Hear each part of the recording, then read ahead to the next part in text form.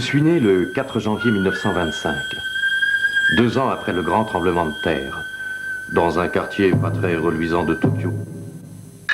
Sous prétexte qu'il était périlleux d'élever un enfant à l'étage supérieur, ma grand-mère m'arracha des bras de ma mère alors que j'avais 49 jours.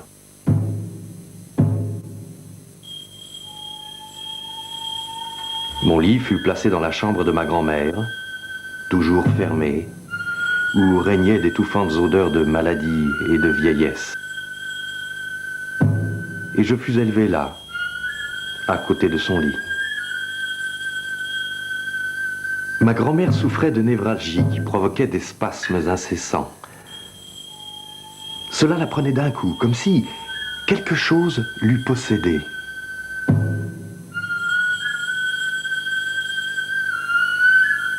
La période de l'enfance est une scène de théâtre sur laquelle l'espace et le temps s'enchevêtrent.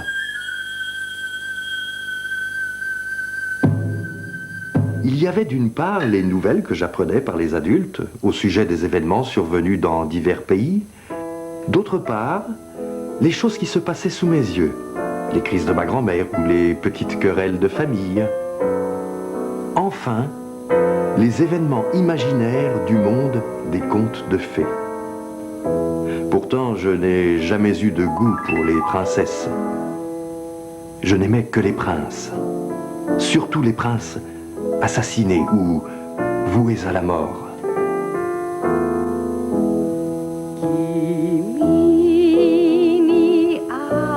Le penchant de mon cœur vers la mort, la nuit et le sang était indéniable. Mon imagination avait été séduite par une image qui fut pour moi une révélation. Mais un jour, ma garde-malade me dit « On dirait un homme, mais c'est une femme, réellement. » Elle s'appelait Jeanne d'Arc. J'avais l'impression d'avoir reçu un coup de massue. Si ce magnifique chevalier était une femme et non un homme, que restait-il ?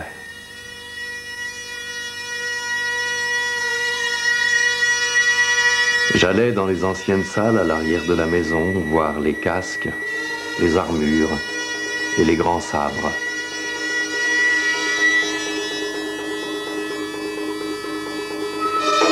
Dans le passé des miens figurent et des samouraïs et des nobles de cour.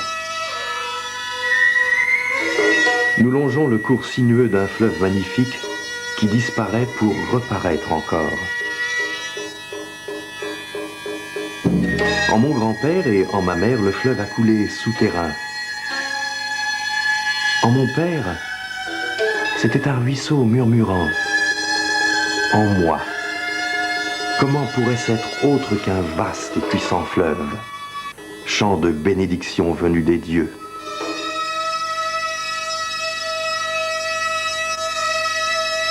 Grâce à ses origines, il passe à 6 ans le concours d'entrée au Collège des Pairs, fréquenté par l'aristocratie et les membres de la famille impériale.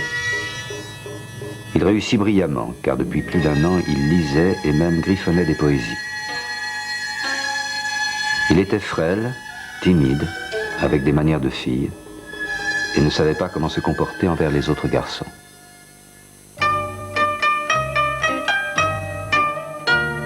Un jour, en m'efforçant de calmer les battements de mon cœur, je me glissai dans la chambre de ma mère et j'ouvris les tiroirs de la commode où elle rangeait ses vêtements. Parmi ces kimonos, je m'emparai du plus somptueux. Je choisis une ceinture et l'enroulai plusieurs fois autour de ma taille, à la manière d'un pacha turc. Je me couvris la tête d'un carré de crêpe de Chine. Mes joues brillèrent d'une joie folle quand, debout devant le miroir, je vis que cette coiffe improvisée ressemblait à celle des pirates de l'île au trésor.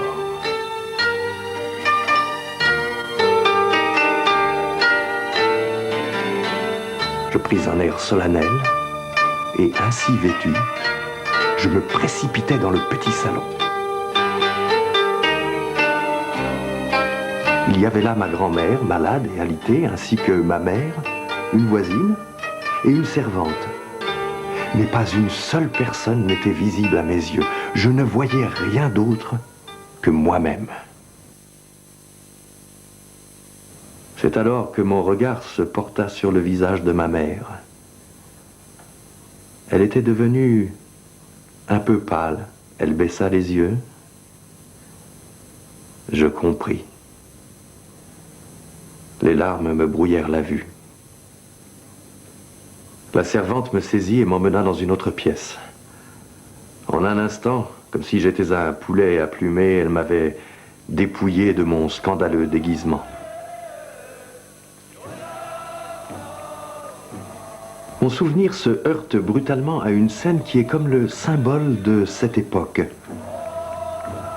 Quand j'en fus témoin, je sentis la main de l'adieu avec laquelle l'enfance allait prendre congé de moi.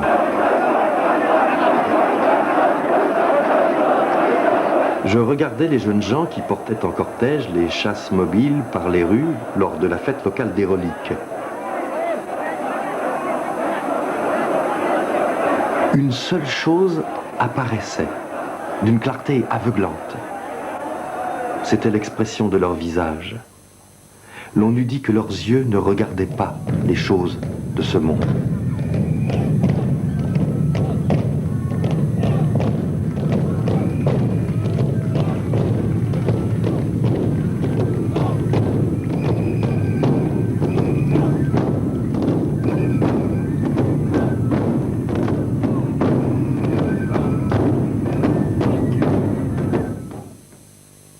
C'est à 12 ans que sa grand-mère l'autorise enfin à rejoindre son jeune frère, sa sœur et ses parents. Pour la première fois de sa vie, il était rentré à la maison, dira sa mère.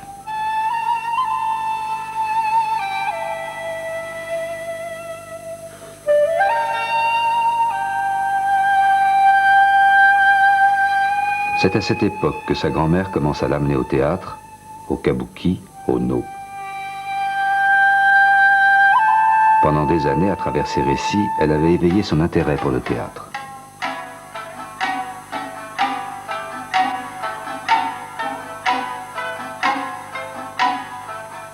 La première pièce à laquelle il assista fut la célèbre histoire des 47 samouraïs qui commirent tous le harakiri rituel, le seppuku, par fidélité à leur seigneur.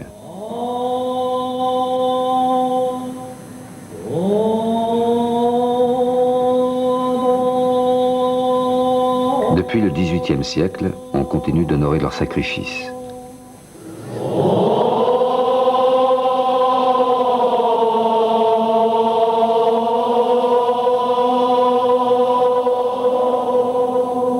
Le jeune Mishima lut le répertoire, recopiant des vers sur son cahier, s'essayant même à imiter la diction des acteurs les plus célèbres.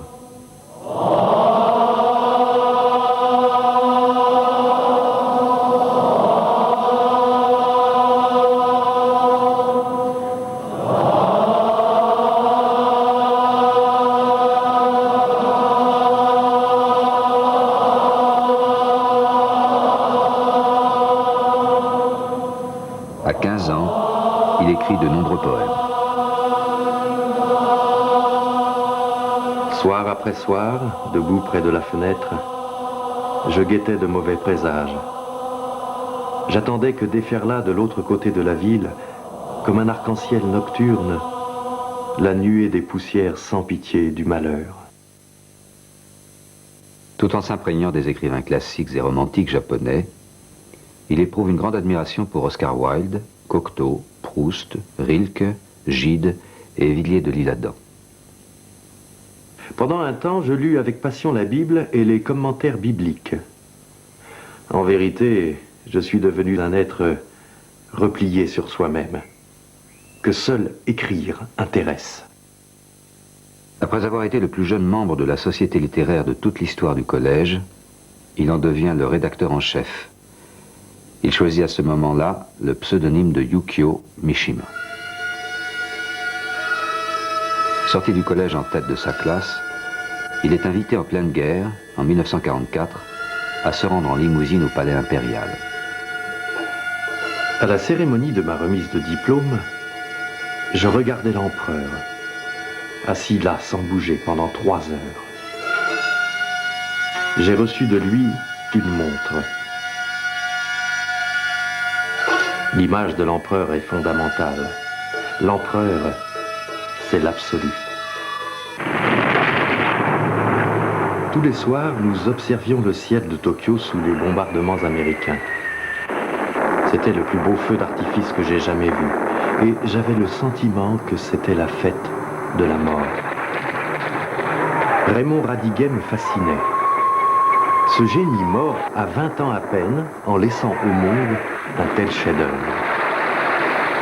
Et moi, dont le sort presque certain était de partir à la guerre et d'y mourir aussi jeune que lui, je surimposais ma propre image à la sienne, et je fis de lui en quelque sorte mon rival personnel, et de ses prouesses littéraires, un but à atteindre avant de mourir.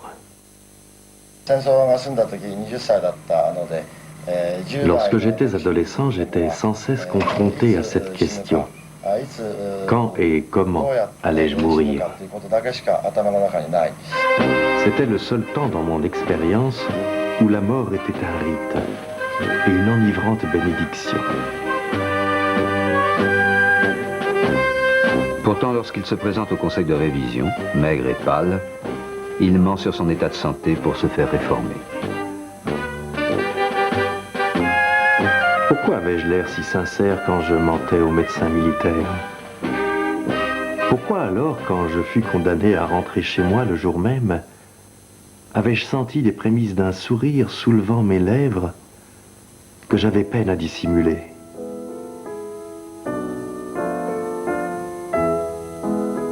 Pourquoi avais-je couru si vite en franchissant le seuil de la caserne? Cela signifiait que je voulais vivre, après tout. L'aveu était pénible. Mais à ce moment, je compris que je me mentais à moi-même quand je disais que c'était pour mourir que je voulais entrer dans l'armée.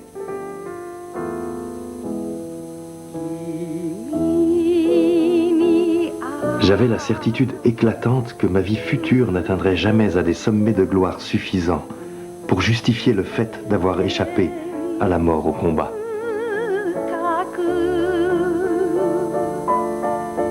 L'esprit dans lequel les kamikazes se précipitaient vers une mort certaine, est-ce ce que la longue histoire du Japon offre de plus proche du clair idéal d'action et de mort proposé par l'éthique des samouraïs?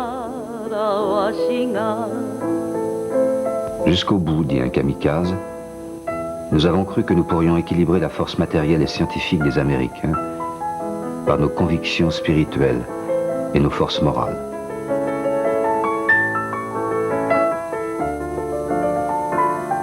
Nous ne croyons plus au mystère. Nous deviendrons nous-mêmes le mystère, pour faire en sorte que les hommes se mettent à prier quelque chose, pour les faire croire à quelque chose.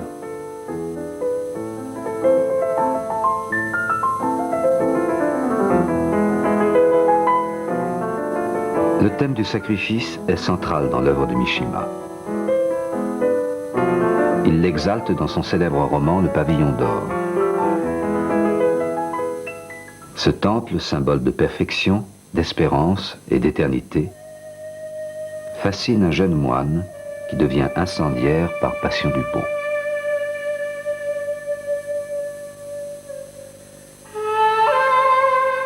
Ta beauté, il ne tient qu'à un fil qu'elle m'apparaisse. Je la sens. Et pourtant, elle m'échappe encore. S'il est vrai que sur Terre, rien ne peut être comparé, dis-moi pourquoi tu es si beau. Pourquoi tu ne peux faire autrement que de l'être. Un raid sur Kyoto était attendu à tout moment. Cela devint mon rêve secret que la cité entière fût la proie des flammes. L'ancienne capitale se souciait trop de garder intactes ces vieilles choses. Sanctuaires et temples avaient trop perdu le souvenir des cendres incandescentes dont ils étaient nés. Comme ma vilaine et fragile carcasse, celle du pavillon d'or, toute dure qu'elle fût, n'était que carbone combustible. L'idée que la flamme qui m'anéantirait anéantirait aussi le pavillon d'or me donnait presque de l'ivresse. Mettant le feu au pavillon d'or, je commettrais un acte de pure abolition. Alors le phénix du toit, comme l'immortel et légendaire oiseau, revivrait et prendrait un nouvel essor.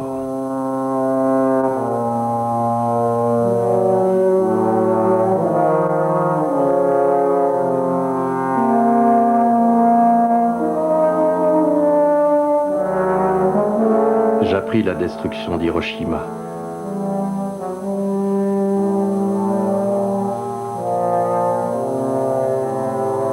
Les gens disaient que ce serait maintenant au tour de Tokyo. Les habitants étaient parvenus aux limites du désespoir et allaient à leurs affaires. Partout régnait un air d'allègre surexcitation. Tout à fait comme quand on continue à souffler dans un ballon d'enfant en train de se gonfler en se demandant « Va-t-il éclater maintenant? Va-t-il éclater ?» Cet état de choses dura pendant près de 10 jours. La réalité de la défaite signifiait pour moi seul, que des jours terribles commençaient. Dès le lendemain, il me faudrait mener la vie quotidienne d'un membre de la société humaine. Comme ces seuls mots me faisaient trembler. Le 1er janvier 1946, l'empereur renonce à son essence divine et déclare solennellement « En vérité, nous comptons parmi les mortels ». Pour Mishima, ce renoncement anéantit le sens du sacrifice des kamikazes et symbolise l'écroulement des valeurs du Japon traditionnel. L'été était revenu. En marchant à travers cette lumière infecte, cet éclat éblouissant, les premières années d'après-guerre revivent en moi avec une vigueur étrange. La décadence qui suivit l'anéantissement, cette vie absurde qui s'était trouvée dos à dos avec la mort, pour moi, c'était l'été. Ce fut une période de lyrisme le plus violent, le plus virulent. Je sentis qu'en quelque manière, je devais m'affirmer, moi et ma vie tout entier. Comme l'a écrit Marguerite Yourcenar, Mishima accomplit en soi l'évolution qui a été celle du Japon, vite passé de l'héroïsme des champs de bataille à l'acceptation passive de l'occupation, reconvertissant ses énergies dans le sens de cette autre forme d'impérialisme que sont l'occidentalisation à outrance et le développement économique coûte que coûte.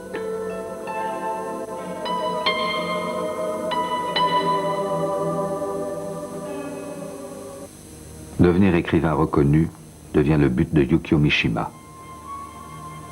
Il suscite le parrainage de son aîné Kawabata. Confession d'un masque est mon premier roman autobiographique. Je tournerai sur moi le scalpel de l'analyse psychologique que j'ai aiguisé sur des personnages imaginaires. Je tenterai de me disséquer tout vivant. J'espère atteindre à l'exactitude scientifique, devenant, selon l'expression de Baudelaire, à la fois le condamné et le bourreau. Confession d'un masque est un éclatant succès. Un écrivain est né. Il a 24 ans. Tout en poursuivant la publication de romans, il écrit des feuilletons destinés aux revues à grand tirage. J'éprouvais un puissant besoin de voyager à l'étranger. J'étais en pleine crise affective. Il me fallait découvrir un homme nouveau à l'intérieur de moi-même. C'est sur le pont du navire que j'échangeais avec le soleil la poignée de main de la réconciliation.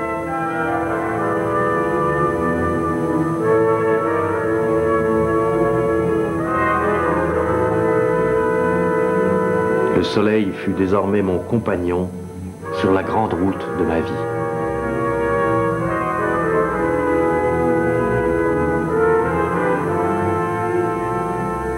En guérissant ma haine de moi-même et ma solitude, la Grèce a éveillé en moi un vouloir de santé au sens où l'entend Nietzsche.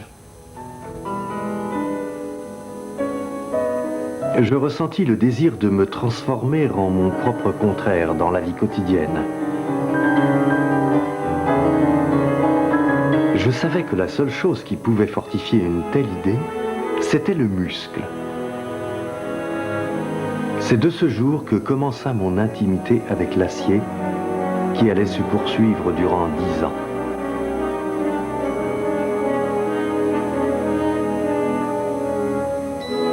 Lorsqu'enfin j'en suis venu à posséder un tel corps, j'ai souhaité le montrer à tout le monde, en faire étalage. Pour moi, mon corps est devenu pareil à une élégante voiture de sport dont le possesseur tire fierté.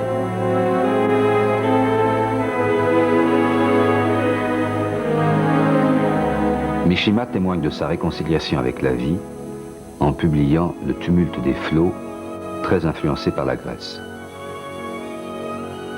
C'est un immense succès de librairie, immédiatement adapté au cinéma. Mais pour lui, c'est une œuvre secondaire par rapport aux autres romans qu'il publie à la même époque. Il fréquente assidûment les bars dans le but avoué de se documenter pour écrire Les Amours interdites, qui se situe dans l'univers homosexuel du Tokyo d'après-guerre. J'ai formé le projet insolent de transformer mon tempérament en un roman et d'ensevelir le premier dans le second.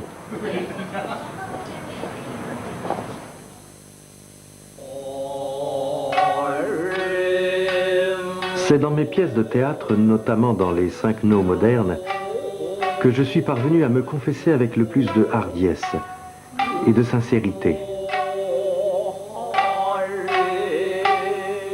Cela provient sans doute du fait qu'écrire ce genre de pièce en un acte représente pour moi un substitut de la création poétique.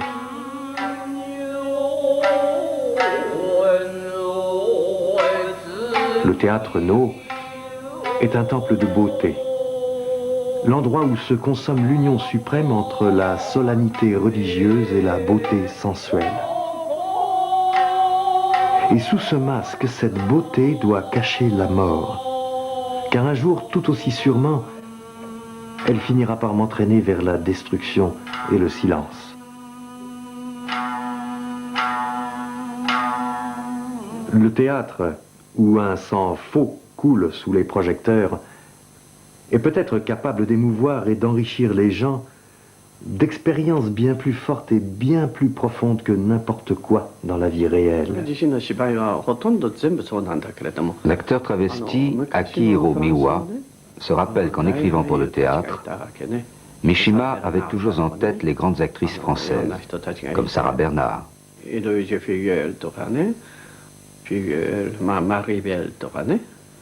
Françoise Roger, Edwidge Feuillère, Marie Belle ou Françoise Roset. Cette admiration pour les actrices françaises se retrouve dans Madame de Sade. La construction de la pièce est très influencée par Racine et le sujet, bien qu'historique, reflète les sympathies qu'éprouvait Mishima pour le marquis de Sade. L'énergie débordante de Mishima le conduisait à être non seulement metteur en scène et parfois acteur dans ses pièces, mais encore à adapter des œuvres qu'il appréciait. Ici, c'est L'Aigle à 2 têtes de Cocteau, dont Akihiro Miwa était la vedette.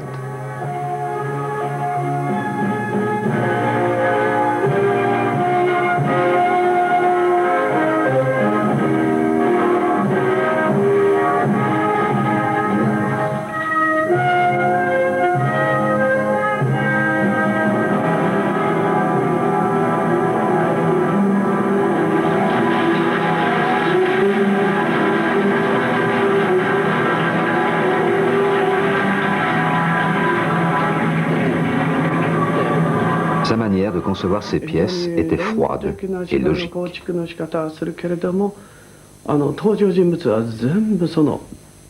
Mais il attendait toujours des comédiens qu'ils jouent avec une émotion réelle, authentique.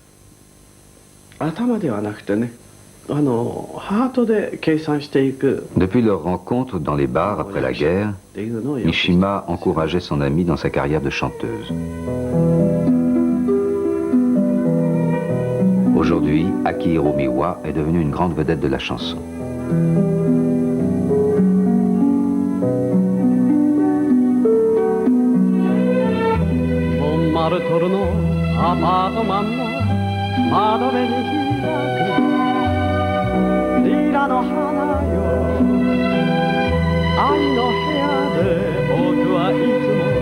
Sur la demande pressante de sa mère, il se marie en 1958 et aura 2 enfants.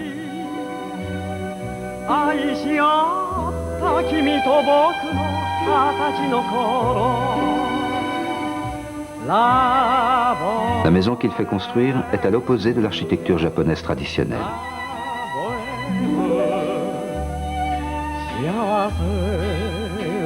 Mishima aime choquer. Ceci est mon rêve, ou mon cauchemar, de somptuosité victorienne.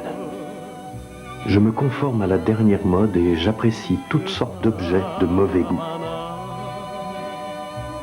Contrairement à la tradition japonaise, Mishima recevait beaucoup chez lui. Du point de vue social et mondain, il donnait à sa femme une place plus grande que celle qu'avaient les épouses de la plupart des intellectuels japonais des années 60. Il s'enfermait tous les soirs dans son bureau sur le coup de minuit pour consacrer 2 heures à ses textes de fabrication courante.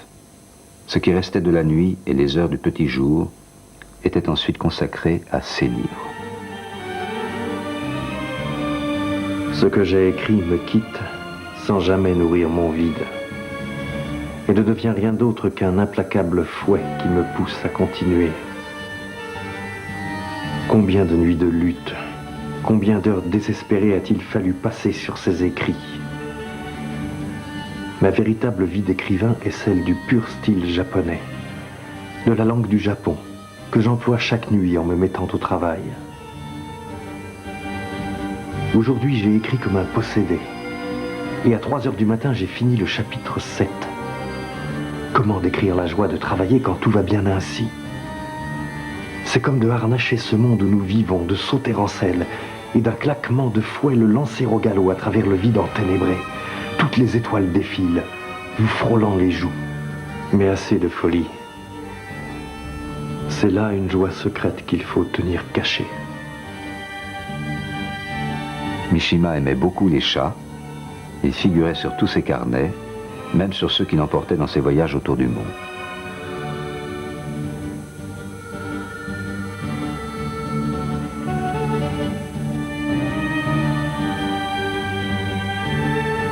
Chez Mishima, y a-t-il 2 littératures japonaises, l'une traditionnelle et l'autre moderne?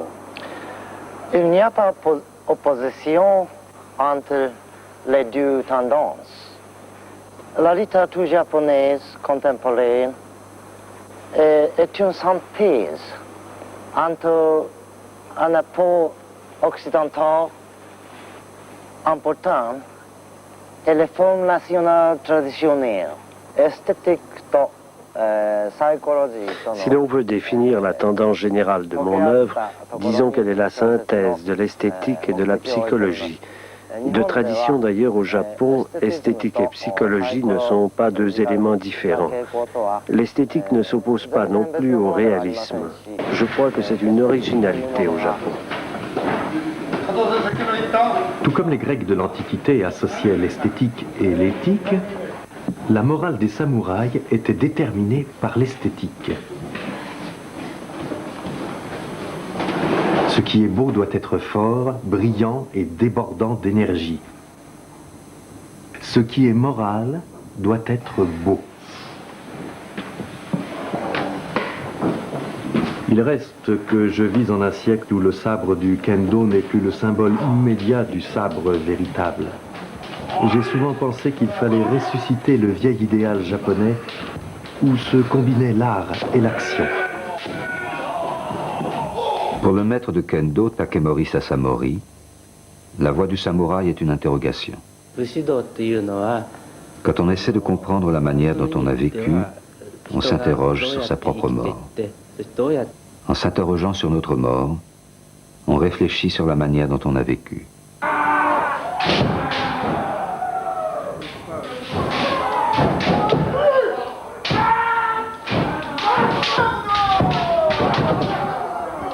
Il y a deux sortes de sabres. Le sabre qui crée la vie dans l'homme, le sabre qui tue.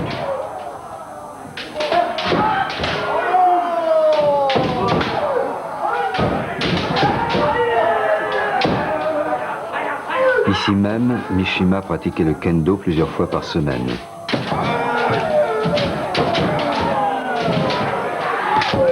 Il disait que rien de plus que le sifflement du sabre de bambou ne lui procurait un tel plaisir d'être en vie.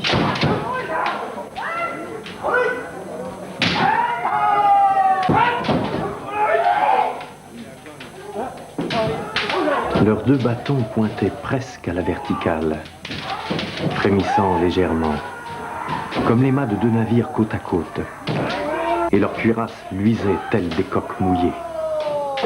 Tout antagonistes qu'ils fussent, leurs bâtons étaient à présent engagés l'un contre l'autre, comme unis dans une révérence commune envers un ciel qui n'offrait aucune espérance.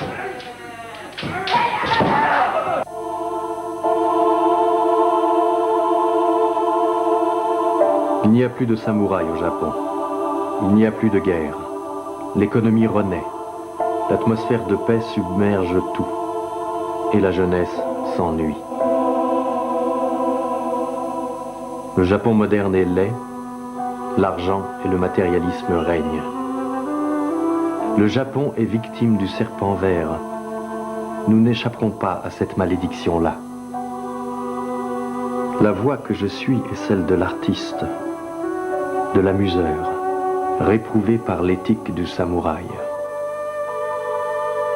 Au passage de la quarantaine, en 1965, Mishima ne peut plus se contenter de sport, de muscles et de ses personnages destinés au miroir, aux photographes, au cinéma.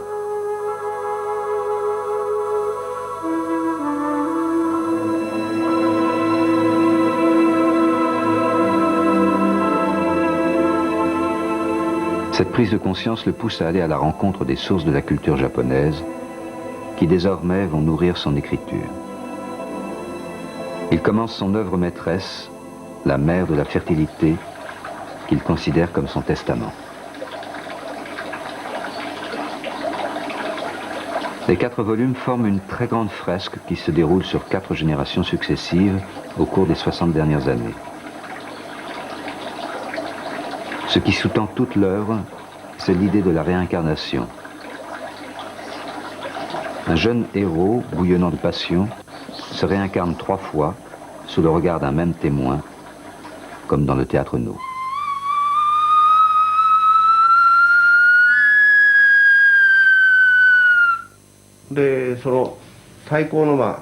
Il recherchait les sources profondes, les origines de la voie du samouraï, se rappelle le prêtre Shinto.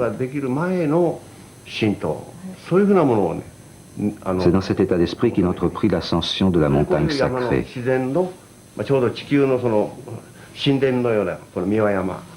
Cette montagne est un temple de la nature, un sanctuaire de la terre. Il la gravissait en pensant qu'il frôlerait le manteau de Dieu. C'est ici que les pèlerins avaient coutume d'observer le rite de purification avant de poursuivre l'ascension.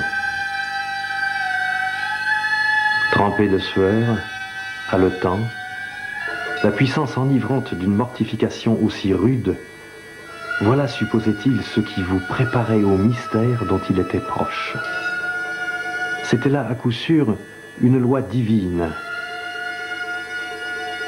Plus il se rapprochait du fait de la montagne sacrée, et plus chaque arbrisseau, chaque arbre semblait posséder sa propre nature divine. Comme si tout naturellement, il était lui-même devenu Dieu.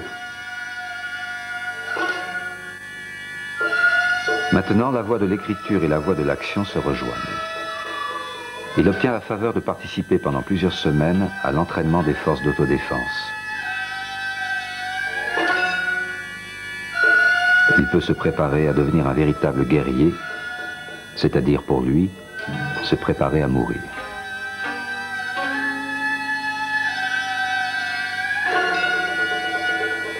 Maintenant, face à la mort, le compte à rebours a commencé.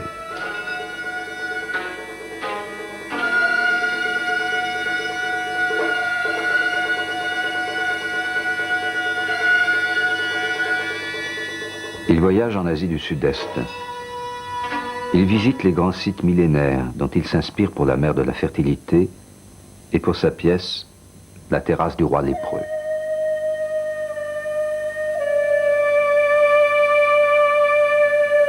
Préoccupé par la question de la réincarnation, il confronte les réponses du bouddhisme du sud-est asiatique avec l'enseignement du bouddhisme zen au Japon.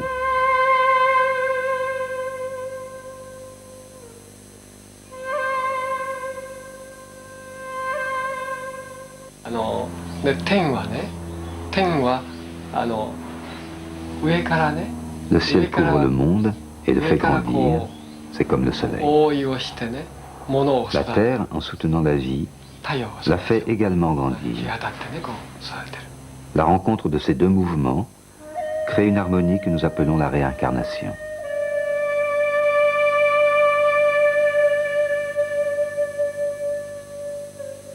Encore un tout petit moment et le temps sera à la cime. Puis sans faire halte, il amorcera sa descente. Beauté physique infinie, beauté claire et brillante. Voilà le privilège particulier de ceux qui abrègent le temps. Même si l'on arrête le temps, la vie se réincarne. Cela, je le sais. Mishima figurait parmi les favoris du prix Nobel de littérature. Quand en 1968, le prix fut enfin attribué à un Japonais, ce fut à son vieil ami Kawabata. Il fut le premier à le féliciter, mais sa déception était visible, car il savait qu'il n'avait plus le temps d'attendre son tour. Maintenant, la main de l'écrivain se saisit du sabre. Il crée une milice privée avec quelques étudiants, la Société du Bouclier.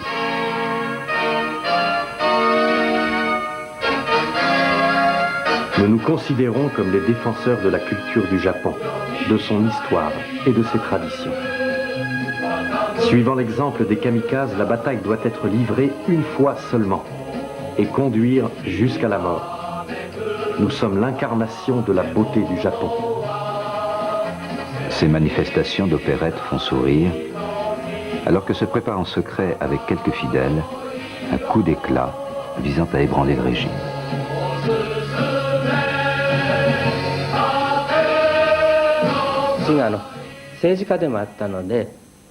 Mishima était très pessimiste sur la situation et l'avenir du Japon. Il est venu demander conseil à mon père, qui était un homme politique et son maître de kendo. Mon père lui a dit d'avoir du courage. C'est juste après que Mishima s'est fait seppuku. Comme toujours dans sa vie, Mishima se met en scène. Il organise une grande exposition rétrospective de sa vie.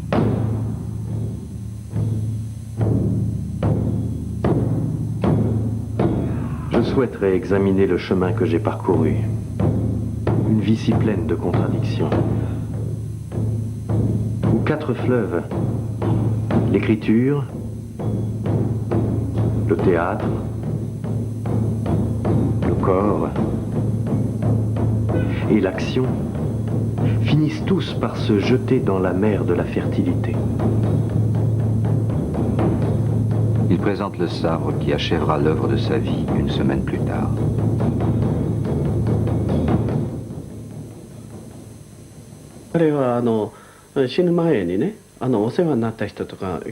Il a fait le tour de tous ses amis, les uns après les autres, pour les saluer.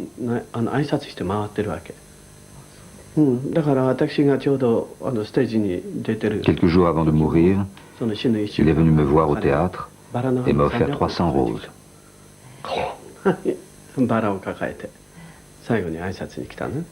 Au moment de partir, il m'a mystérieusement annoncé que c'était la dernière fois qu'il venait dans ma loge.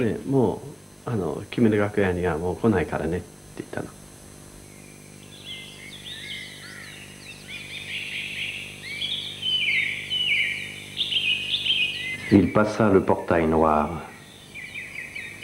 Sur la droite, on lisait l'inscription « Paix sur terre, ce monastère abrite le texte impérial de la prière ». Bordé de gravier, un dallage en damier conduisait à la porte. Il en compta les pierres du bout de sa canne. La mémoire est comme un miroir fantôme. Il arrive qu'elle montre des choses trop lointaines pour qu'on les voie. Le jardin était vide. Il était venu dans un lieu de nul souvenir, de néant. Le plein soleil d'été s'étendait sur la paix du jardin. Ainsi s'achève la mère de la fertilité, le 25 novembre 1970. Ce matin-là, il a laissé l'enveloppe du manuscrit à côté d'un petit mot. La vie humaine est limitée. Or, je voudrais vivre éternellement.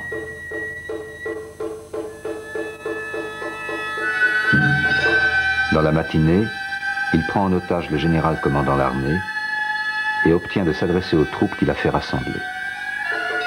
Nous voyons le Japon se griser de prospérité et s'abîmer dans un néant de l'esprit. Nous allons lui restituer son image et mourir. De retour dans le bureau du général, il accomplit le seppuku. Il exécute les gestes précis qu'il avait tant de fois décrits dans son œuvre et qu'il avait même interprété dans son film Patriotisme, rejoignant dans la douleur les héros qui l'ont précédé.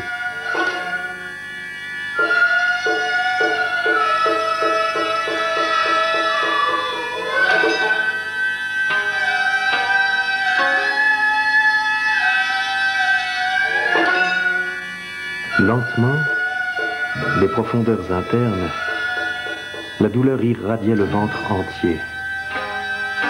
Des cloches en folie sonnaient. 1000 cloches ensemble, à chaque souffle, à chaque battement du pouls, ébranlant tout son être. Il ne pouvait plus s'empêcher de gémir. Mais la lame était arrivée à l'aplomb du nombril, et lorsqu'il le constata, il fut content et reprit courage.